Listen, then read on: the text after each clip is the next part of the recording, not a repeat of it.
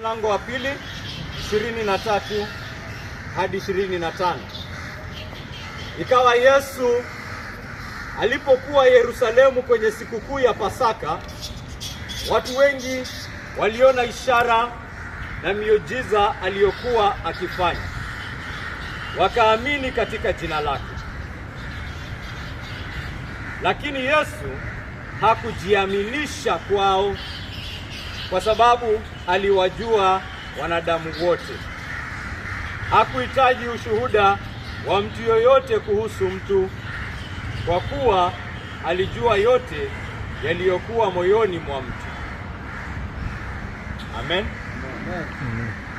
Nataka kuanzisha mfululizo mpya wa mahubiri kulingana na uwezo wa Bwana.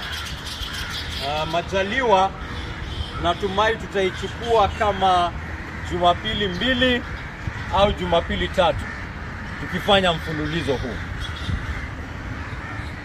Lengo la mfululizo wa mahubiri haya litakuwa kuhimiza watu kukagua imani yao. Sijapata jina. Mimi mara nyingi sana huwa ninatayarisha, nina idea kwa kichwa, lakini jina la hilo mahubiri, jina la hiyo mfululizo mara mingi hunijia wakati nishafanya hiyo kazi. Najua mambo haifai kwenda hivyo. Wafaa kuwa na mada kwanza, sio? Wafaa kuwa na mada ndio unajua unaenda kuzungumza kuhusu nini.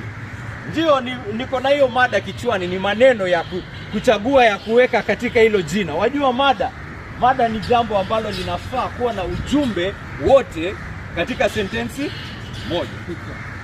Kama kichwa. Mtu akisoma hiyo kichwa anafaa kuwa na uwezo wa kutambua nini inaenda kuongelewa hapa. Lakini lile jambo ambalo basi wacha nikueleze malengo yangu katika huu mfululizo. Pengine wewe utanisaidia kupata maada. Malengo yangu ya kwanza ni kufunua imani ya unafiki. Hiyo ni lengo moja, kufunua imani ya unafiki. Yaani imani ambayo si imani. Ya pili ni kuhimiza imani ya kweli. Ndiyo tutakemea imani ya unafiki, lakini hatutakuwa tumekusaidia kama hatutakuwa tumekufanya nini? Tumekuonyesha imani ya kweli jinsi ambavyo hukua. Tukuhimize katika imani ya kweli. Tukuhimize katika imani iliyo hai.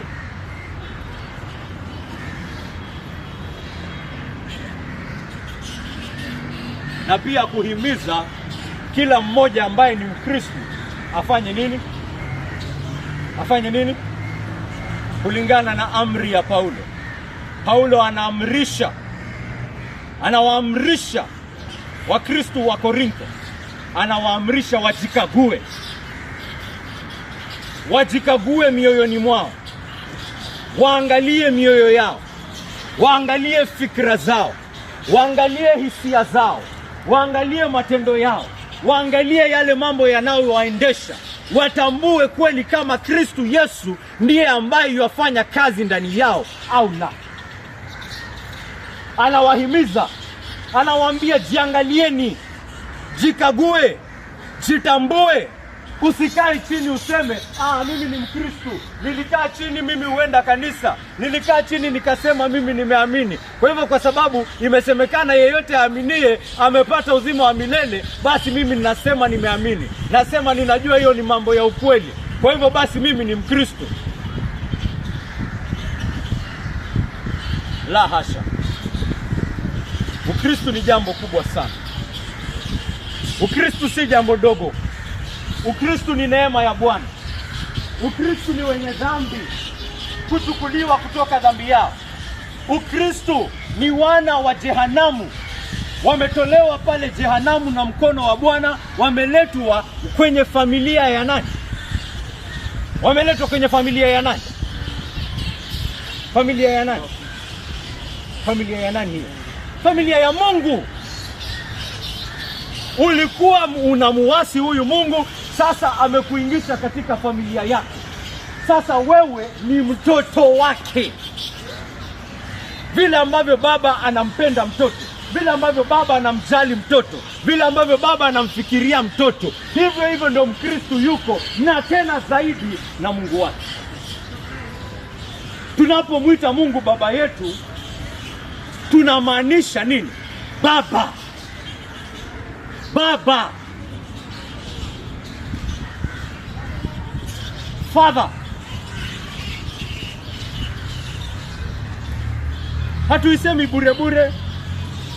Tunagundua huyo ni nani? Baba. Yaani amefanya nini? Ni kama kwamba amenizaa.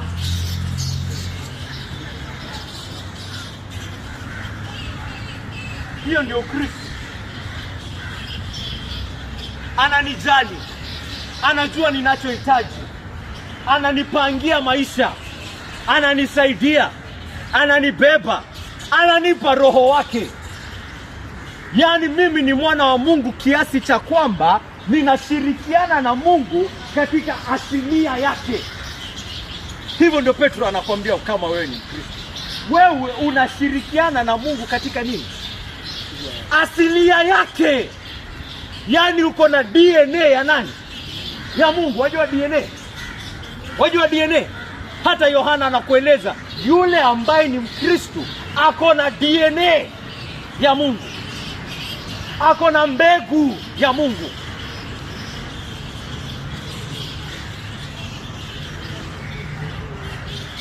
Yaani kuna, wajua venye waweza angalia mtoto hivi. Waangalia mtoto hivi useme, huyu ni mtoto wako Rabin. Kwa nini? Mimi na babangu nini? Tunafanana kabisa. Hivyo ndo Mungu anafanyia Mkristo, hivyo ndo Biblia inakueleza. Anataka akufanye kiasi cha kwamba mtu anaangalia hivi anasema, huyu ni Yesu huyu. Sababu gani? Yeye na Yesu nini? Chapa. Ni kama kwamba ni Yesu anatembea. Ni kama kwamba ni Yesu ndio yasonga. Ni kama kwamba Yesu ndio yaongea. Yaani watu wanaona huyu jamaa wanasema kweli Yesu alitembea. Ninajuaje Yesu anatembea? Kwa sababu ya Levi. Mungu amemgeuza. Mungu anamfanya. Mungu anamold. Hivyo ndio inasemekana katika kitabu cha Wakorintho. Tunapozidi kumtazama huyu Yesu, yule roho ambaye Mungu anatupa, anatugeuza siku baada ya siku tumfanane yule ambaye tunafanya nini? Tunamwangalia. Hiyo ndio Ukristo kaka. Ukristo si kusema niliamini nasikia. Niliamini nikiwa mtoto mdogo. Nikikuangalia wewe unazidi kugeuka kufanana na yule mlevi pale ambaye hata mambo ya Mungu hayafanani. Wewe na yeye ndio mnazidi kufanya nini? Unazidi kuwa kama yeye. Unazidi kuwa ni kama kwamba wewe ni mtoto wake, ni kama kwamba wewe ni rafiki yake. Munafanana kabisa, tabia zenu, fikra zenu, mawazo yenu ni sawa kabisa. Wewe na mtu wa ulimwengu, wewe na mwizi, wewe na jambazi asiyetubu, munafanana kabisa, nyinyi ni mandugu. Halafu unasema kwa sababu mimi hukuja kanisa, kwa sababu mimi hutoa sadaka, kwa sababu mimi hutoa zaka, ingawa mimi pale kazini mimi jambazi, mimi Mkristo. Mkristo wa wapi huyo? Mkristo ako na DNA ya Yesu.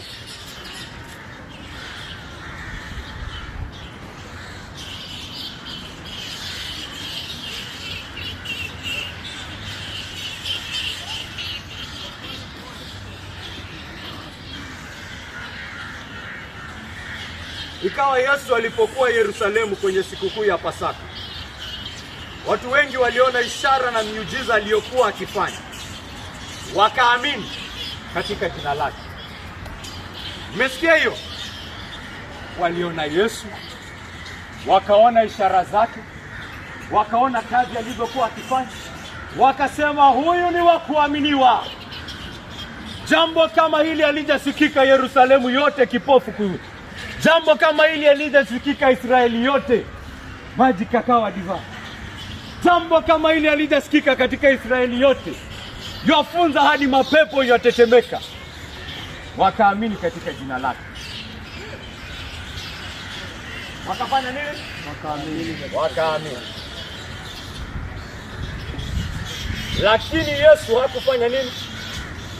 Hakujiaminisha kwao.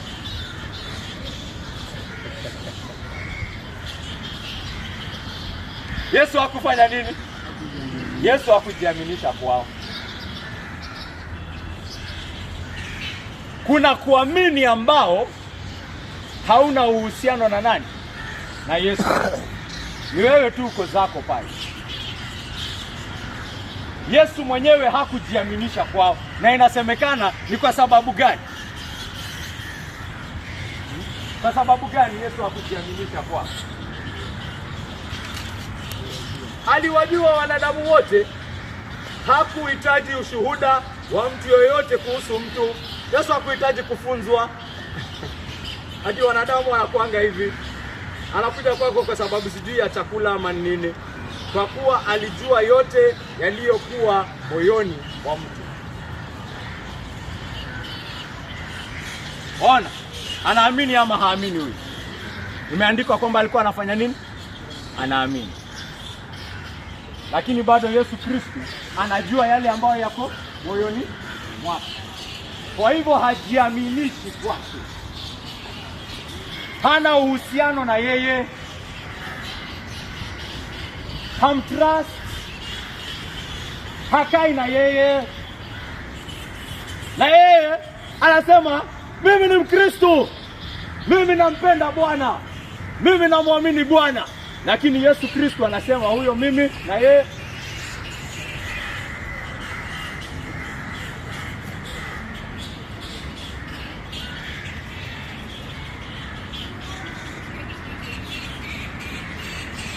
Waona jambo hapo linafaa kukuamsha. Waona jambo hapo linafaa kukuamsha akili yako kaka. Waona jambo hapo. Kuna wengine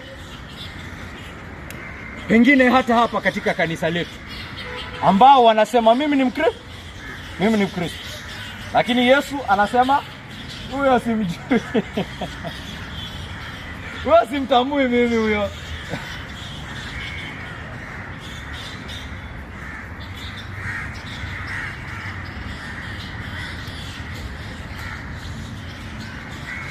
Kakangu wewe ni mmoja wao. Kakangu wewe ni mmoja wao. Dada zangu. Dada yangu. Wewe ni mmoja wao. Una uhakika kwamba umemjua huyu Yesu kikweli? Una uhakika kwamba una uhusiano na yeye? Unajua ya kwamba hakika ana moyo wako? Kwa sababu hili si jambo la kuchezea.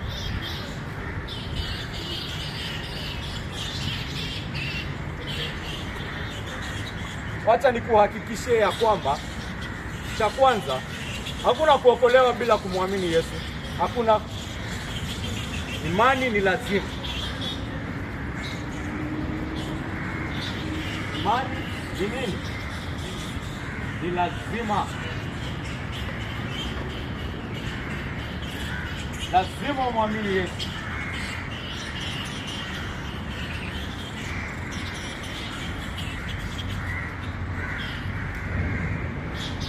Hii na hii pekee ndio njia ya wokovu. Hii na hii pekee. Nitasoma verses mingi sana. Tutazikimbia. Mwenye amesoma Biblia yake anaweza songa haraka haraka. Tutazisoma pamoja. Marko 16. Marko 16 mlango wa 16. Yesu anapopaa mbinguni anawaambia wanafunzi wake hivi. Akawaambia, yeyote aaminie na kubatizwa ataokoka. Lakini yeyote asiyeamini atahukumiwa. Kwa nini unafikiri tuna huzuni hata kwenda kuwahubiria wale ambao wanadharau Biblia? Unafikiri hiyo amri imegeuka? Unafikiri hiyo amri imegeuka? Hiyo amri ni ya Yesu. Yesu si chizi. Yesu amesema yeyote aaminie na kubatizwa atafanya nini? Ataokoka.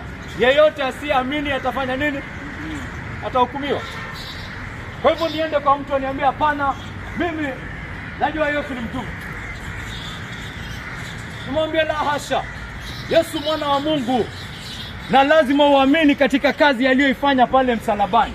Lazima ugundue wewe ni mwenye dhambi, unahitaji kuokolewa, na kwamba hakuna njia nyingine ile dhabihu safi ambayo Mungu ametoa katika mwana wake pale msalabani. Aliyetuokoa ni Yesu, si matendo yetu. Aliyetuokoa ni Yesu, si zaka zetu. Aliyetuokoa ni Yesu, si kufunga kwetu. Aseme hapana, mimi ninajua venye nitenda mbele ya Bwana. Yesu anamwambia asiyeamini atafanya nini?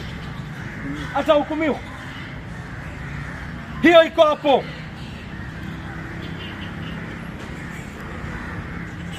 Kwa hivyo ninapomwona nakataa Yesu, ninafurahia. Kwa nini? Ninajua huyu anaenda kufanya nini? Huyu anaenda kujibu mashtaka huyo. Huyu anaenda kujibu mashtaka huyo. Kwa hivyo siwezi furahia. Nitakuwa ninajaribu juu chini, hata nipigwe mawe, lakini asikufe. Tukikuwa na yeye pale mbinguni, ataniambia asante sana Rabin kwa kupigwa mawe. Asante sana kwa kuchoma mkuki. Asante sana kwa kulala jela. Kwa sababu usingelala jela ningefanya nini? Ningehukumiwa. Namshukuru Mungu alikupa nguvu ya kufanya hiyo kazi. Namshukuru Mungu kwa kukuleta kuhubiri injili ya Yesu Kristo.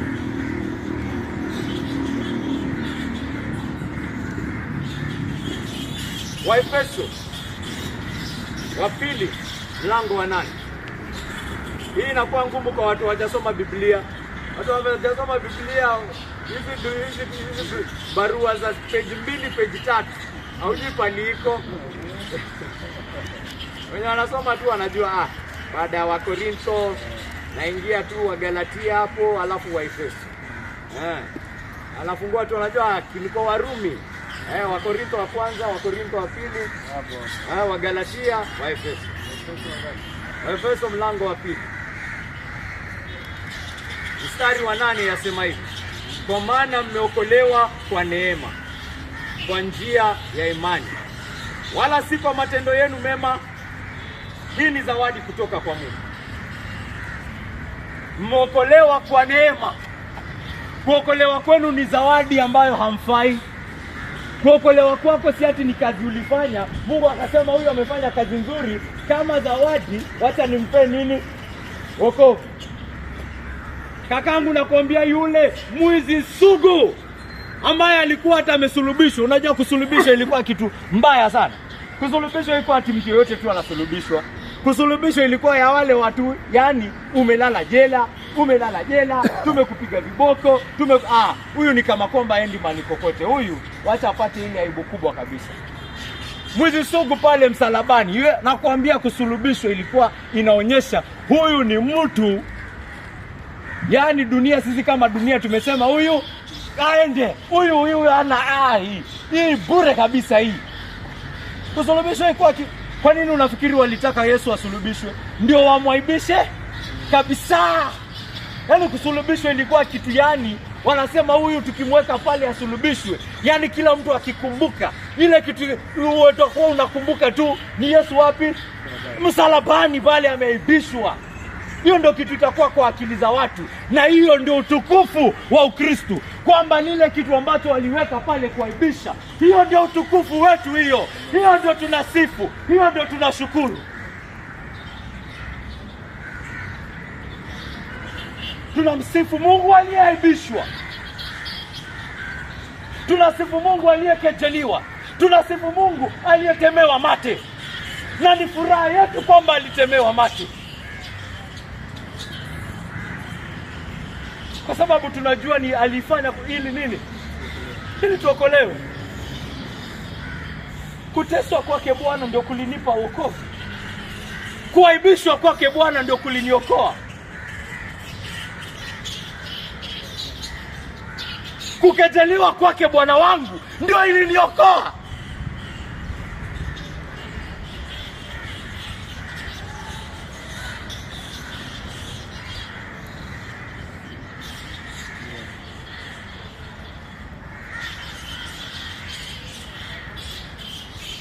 Ni neema. Si lazima angeaibishwa pale, yeye ni Bwana wa mabwana. Si lazima angepigwa mikuki, yeye ni Mungu aliye juu. Hakuna yeyote anachukua maisha yake anayatoa kivyake kwa sababu ya mwizi kama mimi. Ni kwa neema tumeokolewa, si kwa matendo yetu mema. Na hii yote ni kwa imani. Anasema hii imani ni zawadi, ni kazi ya Mungu. Anakufunua macho, unaona utukufu wa neema yake. Unasema Bwana wangu asante. Bwana wangu sifai. Sifai ulichonifanyia.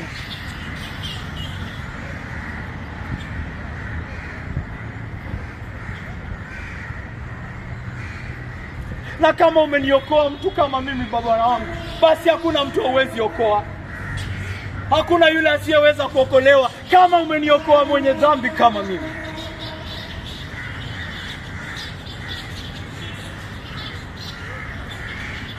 Kristo afukuzi watu wengine. Anatambua ni neema imemuokoa. Wengine wanafikiria wameokolewa na matendo yao mema. Anakuja pale anasema hapana, huyu ni mbaya sana. Huyu hapa, huyu ana imani, huyu ana tumaini lolote. Huyu hata amefanya nini? Ameua watu hivyo. Huyu hakuna tumaini hiyo. Kwa hivyo anafikiria ya kwamba ni kwa sababu yeye hakuwa mbaya sana. Mimi sikuwa mbaya sana. Kwa hivyo Yesu akachagua mtu mwenye si mbaya sana kama mimi.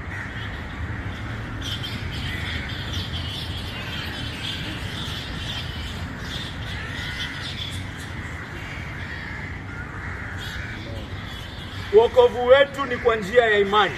Lazima uamini. Unapoona hii neema, lazima uiamini. Lazima uikubali. Lazima uipokee.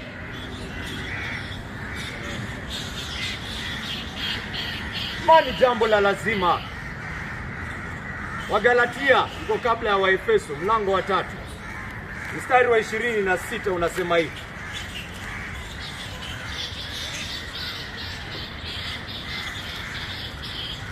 Kwa maana nyinyi nyote, anazungumza na Wakristo, mmekuwa watoto wa Mungu katika Kristo Yesu kwa njia ya imani. Kwa hivyo watoto wa Mungu walikuwa adopted kwa njia ya kuamini Yesu. Imani lazima. Usinione nimekuja hapa nataka kuchambua imani za watu. Mfikirie ujumbe wangu ni kwamba imani si muhimu. Kama wewe ni mwana wa Mungu, ulikuwa hivyo kupitia imani, kumwamini Yesu Kristo. Na hakuna njia nyingine, si kwa matendo yako. Usijidanganye ulikuwa mtu mzuri. Yesu akasema, mimi na recruit top 10 best people. Nachukua top 10. Ungekuwa na injili ya kuhubiri kweli hapo. Ningekuwa na kazi kupeleka injili kwenye gereza. Ningekuwa na habari ya kupeleka injili hata hapa nje tu. Hapa nje huwezi jua, mimi nakwambia, wewe huwezi jua watu wamefanya nini. Hata pastor ukiniangalia huwezi jua mimi Yesu amenitoa wapi. Wengine walisoma hadithi ya hata mapasi. Wengine walikuwa wabakaji. Wengine walikuwa wezi sugu. Mungu amewatoa pale. Analetwa pale hata anashangaa. Anashangaa anasema, yani mimi nimekuwa aje mtoto wa Mungu mimi?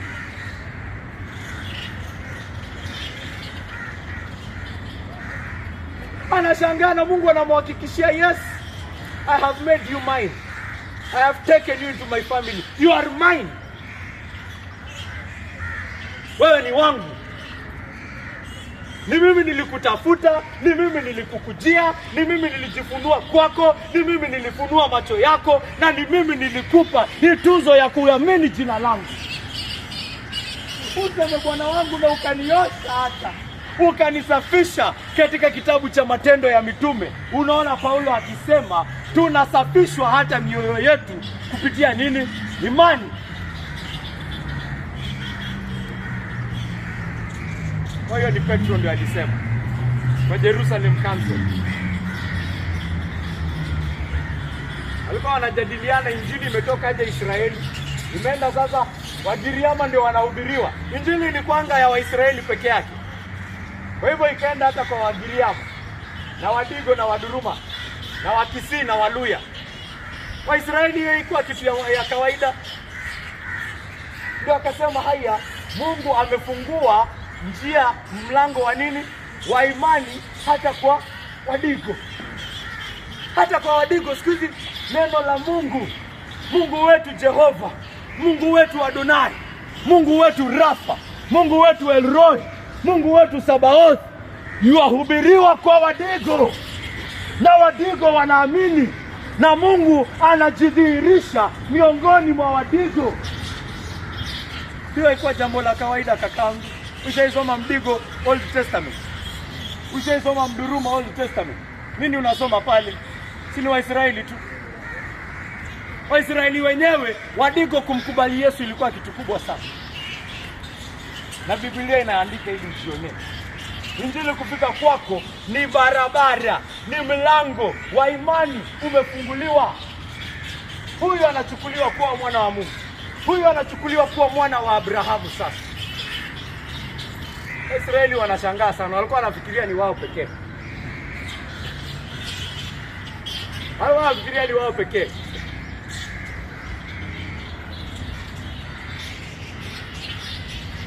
Sasa yule roho ambaye alikuwa anazungumza katika manabii, yule roho aliyekuwa anazungumza katika Isaya, yule roho ambaye alikuwa anazungumza katika Ezekieli, katika Yeremia, katika Musa, yuazungumza hapa Uhuru Gardens.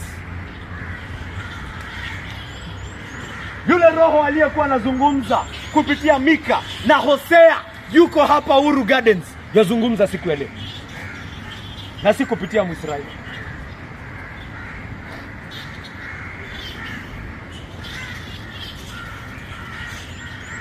Uteswa kwake Bwana ulinipa wokovu. Siachi kuingia utengendapo.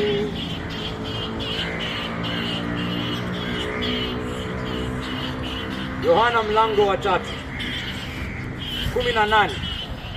Yeyote amwaminie hahukumiwi, lakini asiyeamini amekwisha kuhukumiwa, kwa sababu hakuliamini jina la mwana pekee wa Mungu. Yeyote anayeamini, ni maneno ya ni Yesu ama ni Yohana Mbatizaji? Nafikiri ni Yesu hapo. Ni Yesu.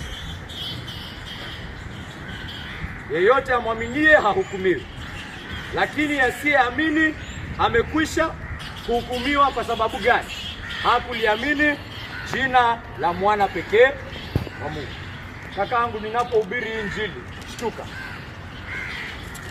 kwa sababu kulingana na jinsi ambavyo roho yako itarespond kwa hii message,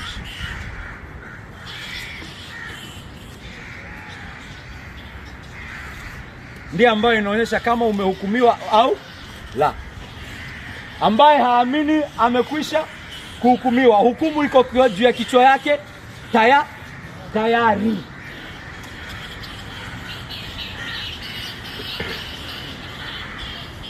Kukosa kuamini ni hukumu kubaki kwa kichwa lako. Yohana mlango wa 6. Ona venye ni mengi sana. Hata yalikuwa mengi sana nikasema mengine sitayasoma. Tutakaa hapo sana. Mlango wa 6 mstari wa 39 unasema hivi. haya ndiyo mapenzi yake yeye aliyenituma, kwamba nisimpoteze hata mmoja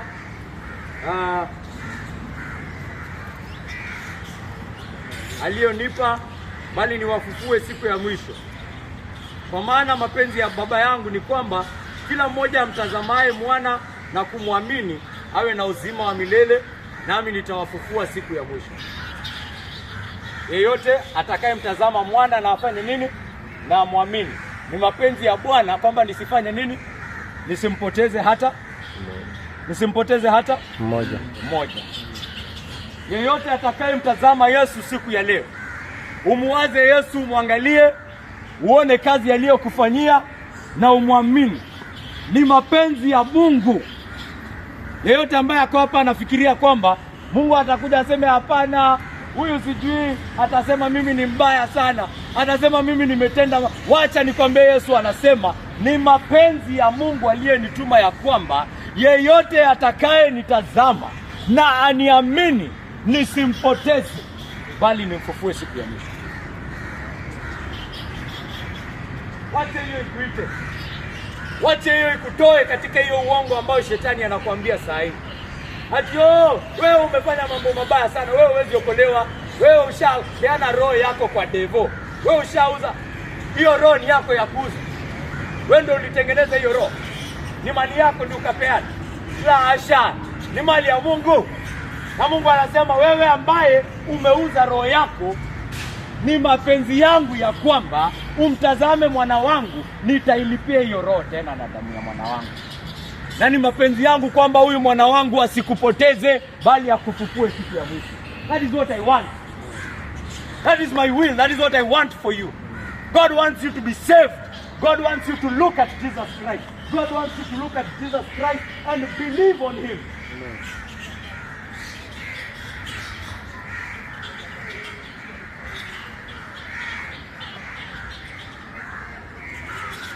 Mlango 47, hiyo chapter. Amin, amin nawaambia, yeye anayeamini anao uzima wa milele. Anayeamini atapewa uzima wa milele ile siku itakapokuja. Hivyo ndio inasema. Inasema nini? Anaamini atapata uzima wa milele. Hivyo ndio haijasema hivyo.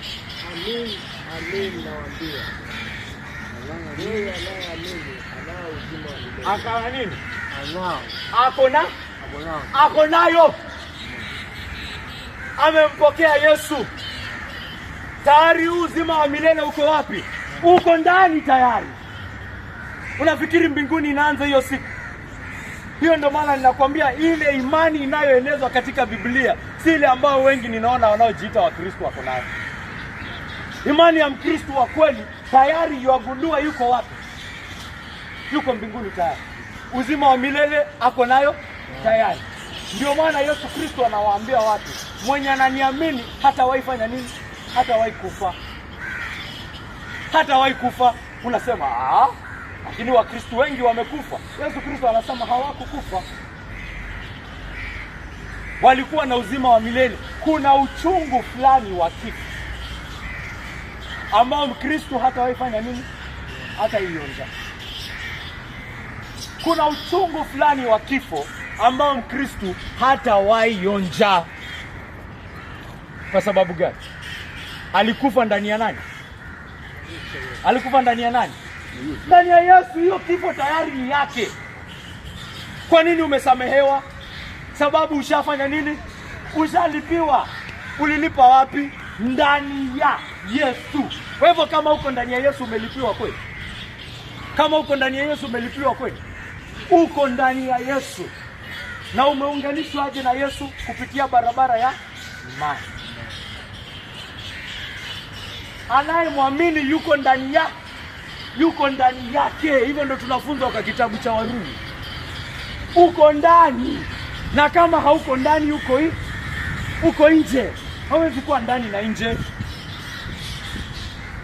Anaeleza Mkristo ni yule ambaye amebatizwa ndani ya Yesu Kristo na Roho Mtakatifu. The Holy Spirit has united you to Jesus Christ. Wewe na Yesu mmekuwa kitu kimoja. Mliokuwa wawili sasa ni kimoja.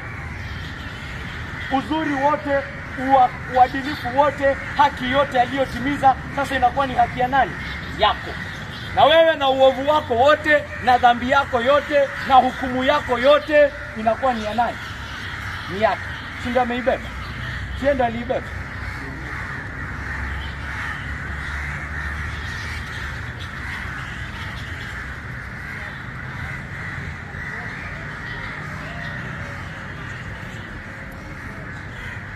Hii yote ili kukuhimiza kwamba kuamini ni muhimu sana. Kuamini ni lazima. Njia ya wokovu ni kupitia imani. Lakini kumbuka mada yangu ni kufungua imani ya unafiki. Kwa sababu tunasoma pia katika hiyo Yohana mlango wa 6 tu, hiyo tu, mstari wa 26 unasema hivi.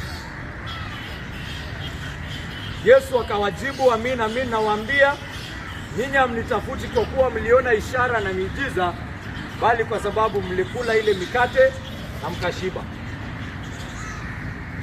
Kuna kukuja kwa Yesu ambayo haifai. Kama hao ambao wamekuja kwa ajili ya mkate.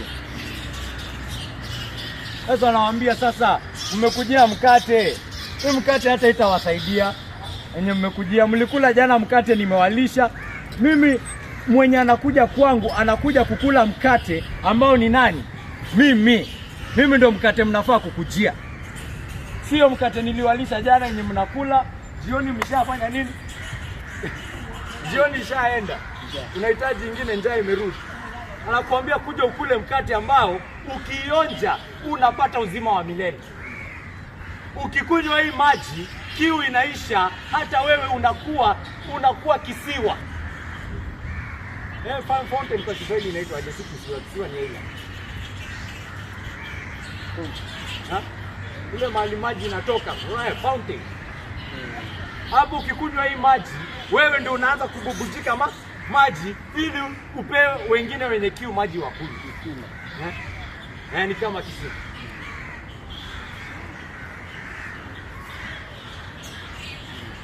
Hiyo mlango wa 6 tu, hiyo tu, mstari wa 66 inaandikwa hivi. Tangu wakati huo wafuasi wake wengi wakarejea nyuma, wakaacha kumfuata. Yesu Kristo ametoka kuwafunulia mambo makuu. Na inaandikwa Yesu Kristo hiyo wakati alikuanga na wafuasi. Lakini akaanza kuwaambia mambo ati lazima mkule mwili wangu, lazima mnywe damu yangu.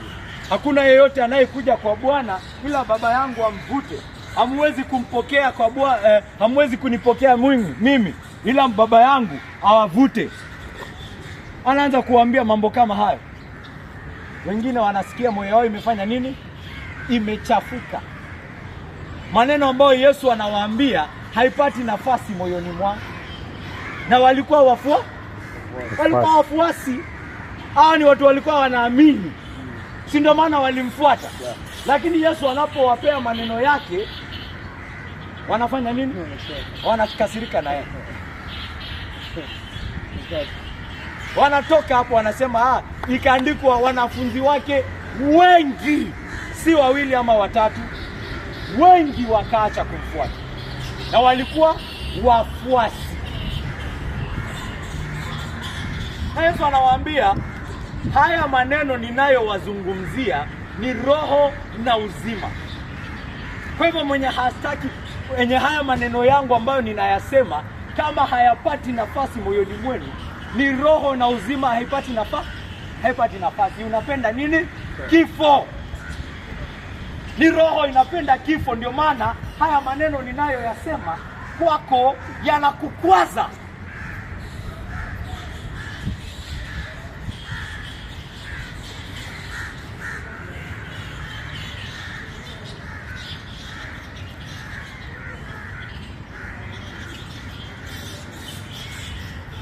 Hata Yohana mlango wa 8 pia.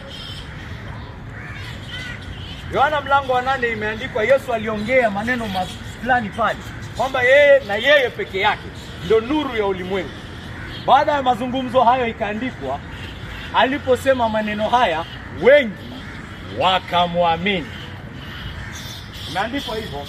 Hata nitafute pale imeandikwa hivyo. Yohana mlango wa 8.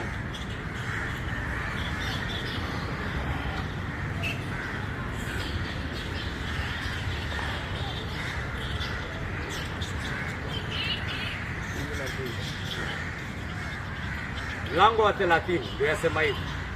Nasema wengi waliomsikia Yesu akisema maneno haya wakamwamini. Ametoka kuambia kuhusu yeye kuwa nuru ya ulimwengu. Lakini tukienda mstari wa 31, Yesu anaendelea kuzungumza na hawa watu walioamini. Anaendelea kuzungumza nao. Ndio maana inaandikwa mstari wa 31. Kisha Yesu akawaambia wale Wayahudi waliomwamini. Anaanza kuongea na wale walioamini. Na baada ya mafunzo hayo yote aliyowapea, wakaanza kubishana na Yesu. Hayo mabishano yaliisha na wao kufanya nini? Kuchukua mawe kutaka kumpiga. Hao walioamini hao. Hao wenye imeandikwa waliamini, tukisoma mstari wa nini? Hii chapter ikiisha, verse 59 pale, inaandikwa ndipo wakaokota mawe ili kumpiga. Lakini Yesu akajificha naye akatoka hekaluni. Hao walioamini hao. Yesu ameendelea kuzungumza nao. Lakini anapozidi kuzungumza nao, haya maneno yao yanawafanya nini? Yanawakera. Yanawakera, yanazidi kuwakera hadi wanafanya nini? Wanashika mawe. Anasema huyu hafai kuishi. Huyu hafai kuishi huyu.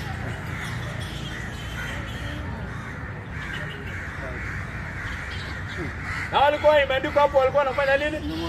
Walikuwa wanamwamini. Hii nataka uone. Kuna imani inayookoa na kuna imani ambayo ni imani ya unafiki. Kuna imani inayookoa na kuna imani ya unafiki. Yesu mwenyewe aliifunza yenyewe katika ile parable of the soils. Unajua parable of the soil? Wengine wanaita parable of the sower. Yule mwenye alienda kutapakaza mbegu mahali pote pote. Simaandikwa kuna wale ambao ilifanya nini? Ilimea, si ndio? Na akaeleza hii ambayo inamea ni watu ambao inaonekana ni kama kwamba wamefanya nini? Wameamini, wamepokea. Inaonekana ni kama kwamba wamepokea. Inaonekana ni kama kwamba wao ni Wakristo. Kwanza anaeleza kuna wale ambao wenye wanachipuka sijui kwenye mawe. Wanaipokea, Yesu anaandika, wanaipokea kwa furaha. Yesu anasema wanaipokea kwa furaha. Unasema kuna Mkristo kama huyo? Anapenda Yesu sana. Anakuja kujulikana siku ya mateso. Anakuja kujulikana siku ya mateso. Ile siku imani yake katika Yesu Kristo inamaanisha ateseke kwa ajili ya Yesu Kristo. Hiyo ndio siku furaha yake inaisha. Ile siku anaona nikiendelea katika kumfuata Yesu na kumtii na kumpenda nitapoteza kazi yangu. Hiyo ndio siku furaha yake kwa Yesu inaisha. Na tulikuwa tunasema huyu ni prayer leader, huyu ni present worship leader, huyu anakujanga nini zote, huyu ni Mkristo halisi. Wacha watoto, wacha afanye kwa Sunday school teacher. Anajulikana siku ya mateso.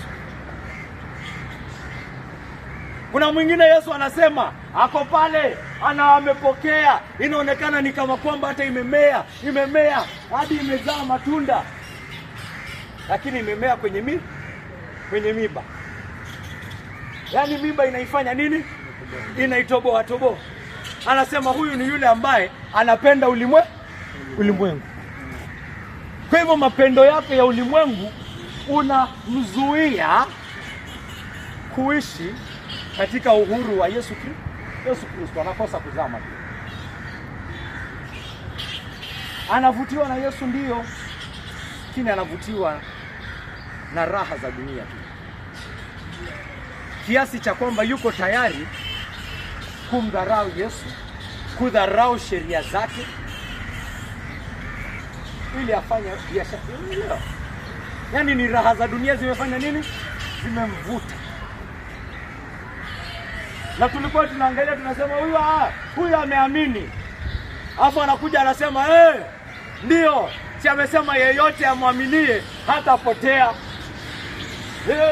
Nawaambia my friend, soma Biblia kikamilifu. Soma Biblia kikamilifu uone ya kwamba kuna imani ya unafiki, kuna imani ya uongo, kuna imani inayodanganya. Na ni sharti ujikague kaka. Ni sharti ujikague.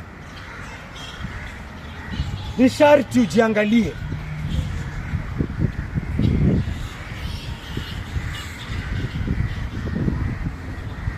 Kwa sababu Yesu pia yuaonya, onyo kali sana. Nikisoma kitabu cha Mathayo mlango wa 7:21 naona ile story ambayo wale wanakuja kwa Yesu siku ya hukumu kusema, Bwana, Bwana, Bwana, si tulikuanga tunaenda church, si tulikuanga tunatoa sadaka, si tulikuanga tunahubiri, si tulikuwa tunafanya mission, si tulikuwa tunafanya hivi. Yaani huyu ni jamaa anaenda kwa Yesu akifikiria yeye ni rafiki ya Yesu. Lakini ni kama wale ambao tumesoma katika kitabu cha Yohana.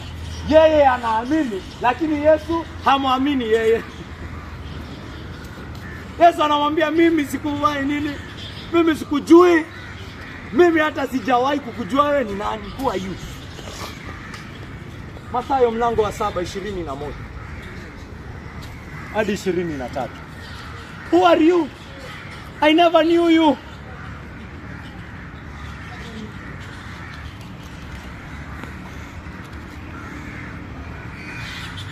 Hiyo ni onyo. Usifikiri hilo ni jambo linasemwa tu hivi hivi. Hiyo ni nini? Onyo. Hiyo ni onyo.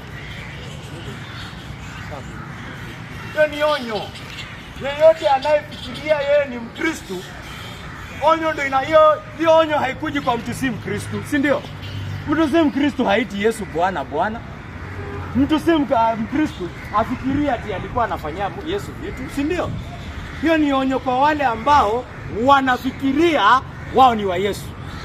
Hiyo onyo inakuja kwa nyinyi hapa ambao mnafikiria nyinyi ni wa Kristo. Kuna wenye watasimama mbele ya Yesu na Yesu awaambie, mimi sikujui. Wewe ni nani? Yesu, unijui mimi? Mimi si nilikuwa present worship pale Pendo Huru.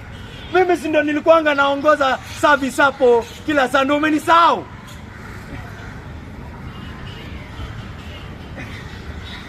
Si tulikuwa tunakaa discipleship pale. Umesahau Yesu hiyo? Si tulikuwa hata tunaenda tunapeana chakula pale Makadara. Umesahau Yesu hiyo yote? Hata tulikuwa hata nakumbuka Rabin alikuwa ananipea kamera, mimi ndo nilikuwa na record. Hata tulikuwa tunaenda na yeye ministry, tulikuwa tunahubiri na yeye pale. Sasa nakwambia mimi sikujui.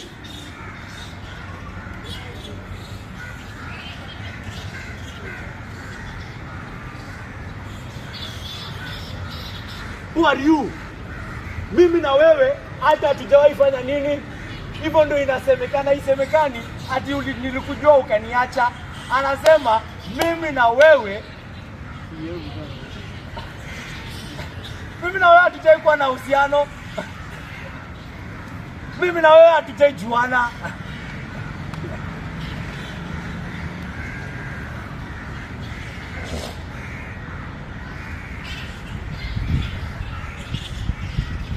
Hiyo ni onyo kwa Mkristo. Hiyo ni onyo kwa mwenye anafikiria yeye ni Mkristo. Hiyo ni onyo kwa yule anafikiria ameokolewa. Ajue kuna imani haiokoi. Ajue kuna imani haisafishi moyo. Ajue kuna imani ya unafiki.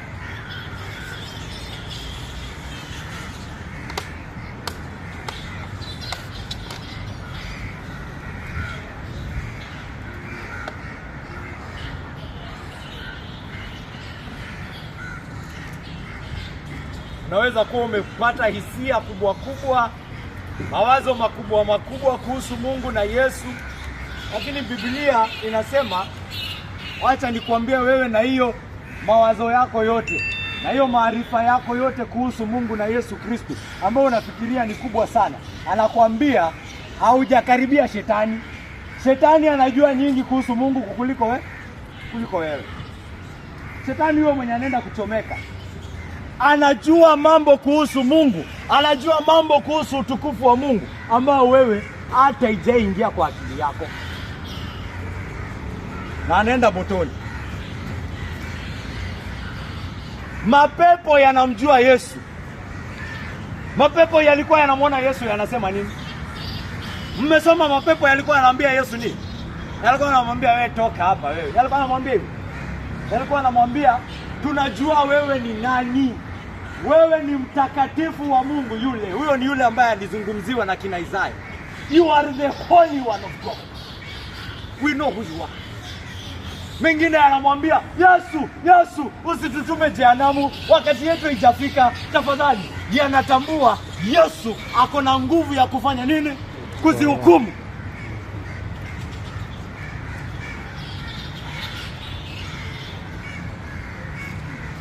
Akwambia mapepo yanajua mambo kuhusu Mungu. Mapepo yanaona huyu Yesu, yanatetemeka. Si mnakumbuka wenye tulisoma hapa discipleship siku nyingine? Huyu mwenye alikuwa na mapepo wengi, alikuwa kama Superman. Anavunja minyororo, ananyanyasa watu. Hadi watu hawezi pitia hiyo barabara. Ile siku Yesu alipita, inaandikwa Yesu alianza kumkemea mbali sana. Kutoka mbali sana. Yaani ni kama kwamba alikuwa pale kwenye mlima, alafu anaona kutoka Changamwe pale. Anaweza ona Yesu kutoka pale Changamwe. Yesu yuko pale. Yesu amemuona. Yesu ashaanza kumkemea kutoka huko mbali kabisa. Huyu pepo mwenye amefanya hiyo njia yote isipitiwe, anakimbia kwa Yesu kuomba neema. Anasema Yesu, mapepo yanajua nguvu za Yesu zenye wewe unadharau. Na mapepo yanaenda wapi? Na hiyo maarifa yao yote yanaenda wapi? Yanaenda wapi na hiyo maarifa yao yote? Motoni. Unafikiri uko na maarifa kuliko mapepo? Hata mapepo yako afadhali kwa sababu yanajua na yanatetemeka. Wengine wanajua hata haichange maisha yao. Mapepo yanajua na at least wanafanya kitu. Wanafanya nini? Wanachawa na hofu. Wewe unasema mimi ninajua, lakini hata hainihusu. Hata igeuzi maisha yangu. Yesu ako na nguvu. Mungu ako na nguvu. Mungu ni mkubwa. Lakini anaanza kudharau Mungu. Wewe unajua kweli wewe? Mapepo yanajua Mungu hata kukulipa. Na yanaenda motoni.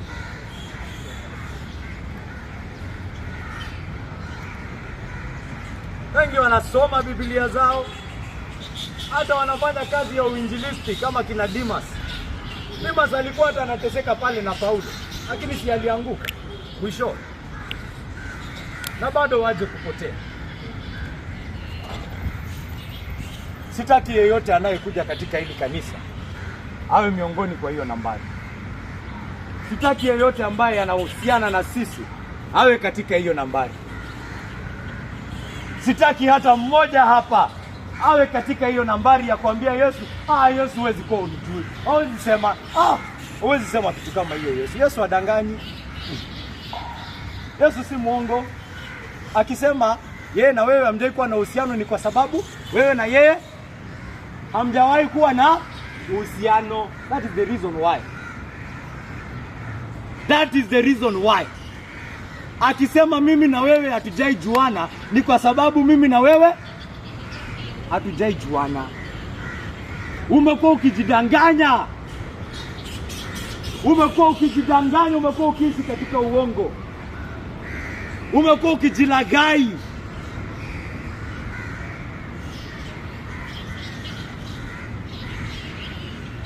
Sitaki mmoja wetu awe hapo. Wakristo nataka tujikague. Na ndio lengo langu katika mahubiri haya. Mfululizo wa mahubiri haya. Bwana Mungu na atusaidie. Mwenye dhambi wewe uliyeamka katika mahubiri haya, njia ni hiyo hiyo tu ambayo tulisema. Si matendo yako mema. Mtazame yule aliyekufa msalabani. Utambue alifanya hiyo kwa ajili yako. Hakuna yeyote ambaye atakuja kwa Yesu Kristo atupiliwe mbali. Hakuna yule ambaye atakuja aseme, asi nakwambia jaribu kuja. Amesema njoo. Unasema mimi ni mchafu sana, anasema sasa wewe ndio ninataka wewe. Hao wachafu ndio ninataka. Ninyi ndio ninaita. Njoo. Amen. Amen. Ataliwa Mungu atatupa nafasi endelee na mfululizo wa mahubiri haya. Simame tu.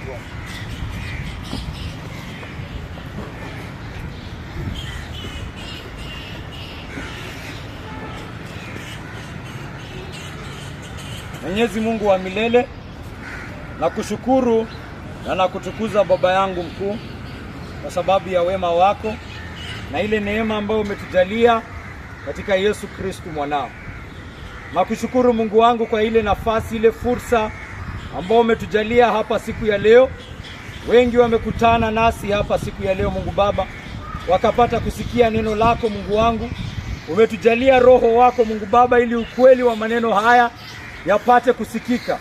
Na Mungu Baba, ni tumaini langu Mungu wangu kwamba katika kuhubiriwa kwa maneno haya Roho wako amekuwa pamoja nasi hapa siku ya leo, akihimiza, akisisitiza, akifunua macho ya watu ili wapate kuona utukufu wako katika uso wa mwana wako Yesu Kristo Mungu Baba.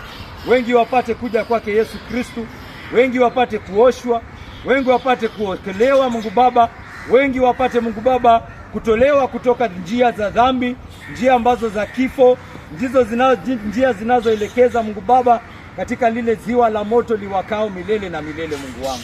Ili wapate kuja kwako, uwachukue kama wana wako kwa njia ya imani Mungu wangu. Na Mungu Baba, naombea Wakristo wote ambao wako hapa siku ya leo Mungu Baba, ili uwazidishe katika maisha ya Ukristo, uwazidishe katika kumjua Yesu Kristo. Mungu Baba, wale ambao wanaishi njia za uongo Mungu Baba, naomba kwamba umetumia Mungu Baba mahubiri haya kufunua macho yao ili wajikague Mungu Baba, wapate kuingia katika njia inayofaa Mungu Baba. Mungu Baba, tumefanya katika udhaifu wetu Mungu wangu. Tumeifanya katika ile tumaini ambayo umetupa katika Yesu Kristo, ambayo umetuambia kwamba hakuna lolote tunafanya ndani yake ambalo tunalifanya kwa ubatilifu. Kwa hivyo Mungu Baba, tukuze jina lako. Naomba haya yote katika jina tukufu la Yesu Kristo, aliye Bwana na mkombozi wetu. Amen. Yesu wa baraka.